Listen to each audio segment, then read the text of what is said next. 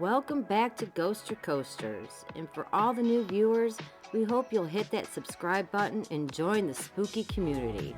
For all our channel members and coaster ghost and producers of the channel, a huge shout out to you and CP Coaster Lover.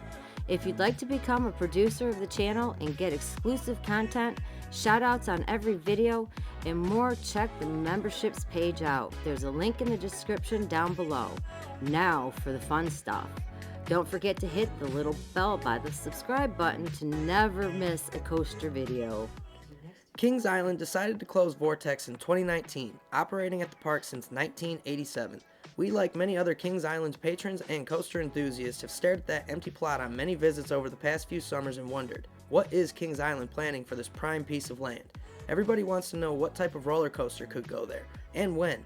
It seems like every year that goes by, the anticipation for this potential plot increases. Let's go ahead and dive into the history of Vortex and the potential coaster for this coveted plot at Kings Island.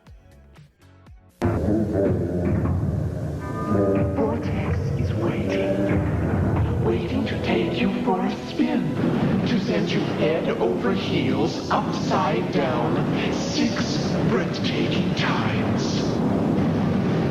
But I wouldn't keep him waiting if I were you.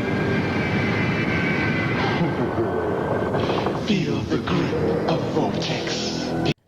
Starting off with one of the most talked about models and potential rides to come to Kings Island has been a Gerstlauer Infinity Coaster, something like Hang Time at Knott's Berry, which offers a good amount of inversions and can pay homage to Vortex, the original 6 inversion coaster.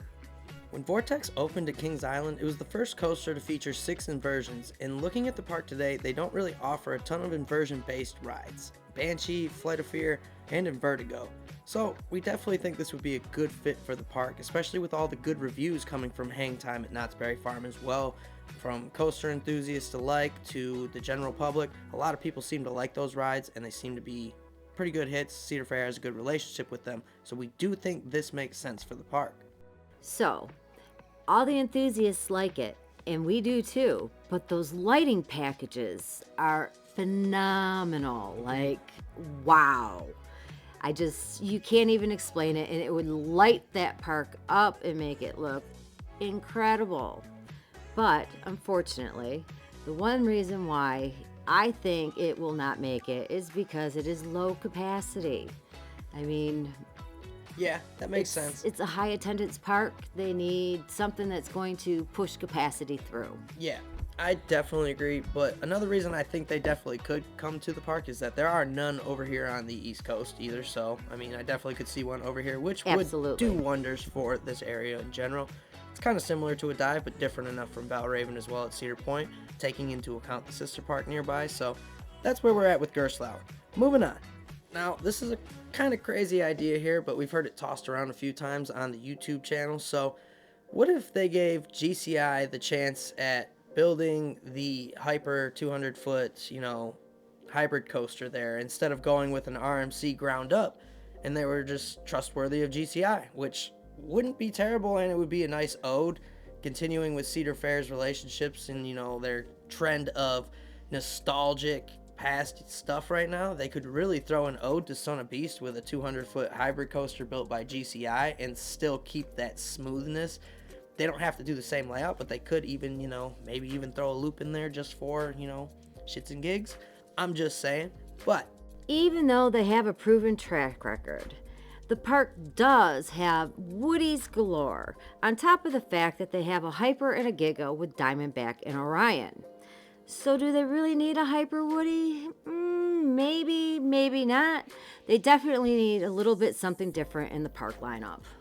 Now, piggybacking off of that Hyper idea that everybody wants at the park, we're obviously going to talk about RMC, but we're going to talk about both of them, going from a ground up to a single rail. Which one would you guys prefer at the park? Personally, I want to see a single rail because we got Steel Vengeance at Cedar Point already. But I wouldn't mind another ride like, an Iron Gwazi out in the world with an RMC ground up there. It would look great. But there's a few reasons why we see it and don't see it, so let's go ahead and get into that. Everyone loves RMCs, and we know Kings Island needs an elite ride added to their lineup. Not only can RMC provide the inversions to match an ode for Vortex, they also offer unique experiences for everyone from their single rails on up.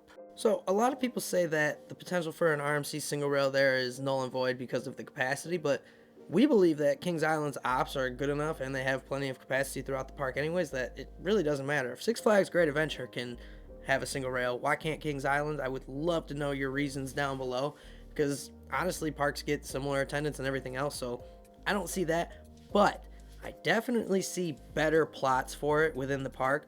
And the timing and park needs at the moment. There's just a big hole for a launch coaster in the lineup, and I don't think calling RMC really fixes that at the moment. So, moving on to our next coaster manufacturer that we could see at Kings Island filling that Vortex plot.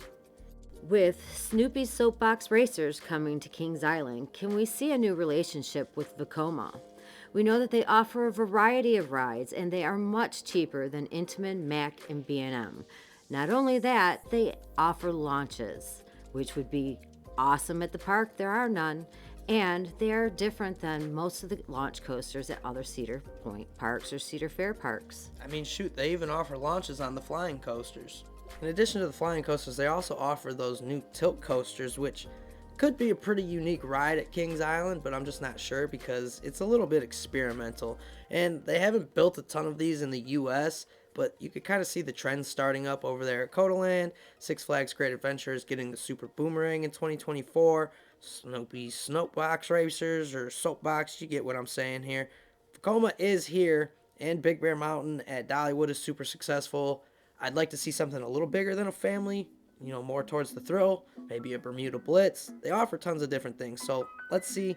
Moving on to one of the crazier ones out there, we had some rumors back around last year that Cedar Fair executives had gone down to Universal Islands of Adventure to ride Velocicoaster, and they loved it.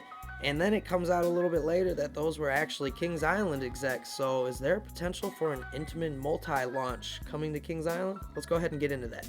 So reasons that an Intimin makes sense at this park is obviously they need a launch coaster that's more for the thrill, not just the family launch. And this would be a great filler for the lineup. You see Pantheon down there at Busch Gardens does great. The new Tutatis over there at Park Asterisk. So it's just one of those things where it makes sense for the lineup. They could also use a great elite coaster that kind of sets them apart. They don't need it. They got a great lineup already. It's well-rounded. But if they had that one top 10 roller coaster, that park would be hard to skip at any given moment. There's also a few reasons why not, so let's go ahead and get into those now. First and foremost, Intimins are expensive, and that is a key thing here. Are they going to go high dollar? Not sure. And then what about the relationship between Cedar Fair and Intimin? Are they in talks? Are they not in talks? We know they did a bid on Top Thrill 2, but hey, we don't know any of this yet, and that is to come. And then, did Top Thrill 2 kill the swing launch by shattering every record for them? Would it make sense to have a coaster similar to it that's much smaller in the same state? I know regardless I'd love to see it, but I don't really think they'd build a Giga Spike and make it even close to it, so it's kind of like, yeah, maybe that did get kind of shattered, and shout out to Execution Man on Twitter for giving me that idea about the swing launches maybe potentially being shattered. So moving on to the last potential coaster that we kind of see. I mean, there's more out there. They've talked about B&M Flyers or a B&M dive coaster or a B&M wing coaster, and I just kind of don't think the park's going to go with a B&M next. You know what I mean? It feels like it's time for something else at the park to kind of round it out just a little bit more. They already got a great lineup. So how about Mack, Extreme Spinner, or even a Copperhead Strike on that plot? That would do wonders for the park. So let's go ahead and get into why. JoJo rolling their way into inversions and launches, elite rides, and awesome reviews. They would make an awesome addition to this park and would add another elite ride to their already incredible lineup. We know that there are only 2 Mack Extreme Spinners in the world right now, so why not at Kings Island? Yeah, I've recently come around to the idea of a Mack Extreme spinner because they're magnetized spins. It's not just uncontrollable spins. And at first it kind of sounded like, I wouldn't really like that. But then you hear Ride to Happiness and Time Traveler being such great rides. It's like, I kind of want to give them a try. I don't really like the Wild Mouse spinning, but if it's magnetized and controlled, that kind of sounds like it'd be super fun. Now, the reason why not, obviously Cedar Fair said they don't want to go investing, 25, 30 million per coaster, and these Macks are pretty expensive coasters, especially the extreme spinners, so it does put a price tag on it. That's what we think are the potential coasters for Kings Island's plot on Vortex right now.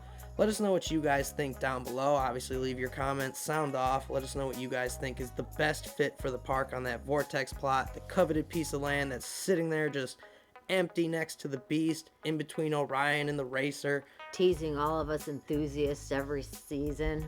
Yeah, it's definitely one of those things where everybody sees it. We're waiting for the teaser campaigns to start up. Let us know when you guys think this coaster could come. We're not going to put any dates on it. We were just trying to go over all of the potential coasters that have been talked about for this plot, other than all the B&Ms, because we're kind of moving past that. Let us know down below. Make sure you hit that subscribe button and the little bell next to it again, guys, so you get all of our videos, know when we drop new content. Shout out to all of our members, and, as always, thank you for being a part of this spooky community and for Coaster Ghosting with Ghoster Coasters. Have a Six Flags Day, everybody, at, America's Rock and Roller Coast. No, Kings Island, silly. Oh, okay.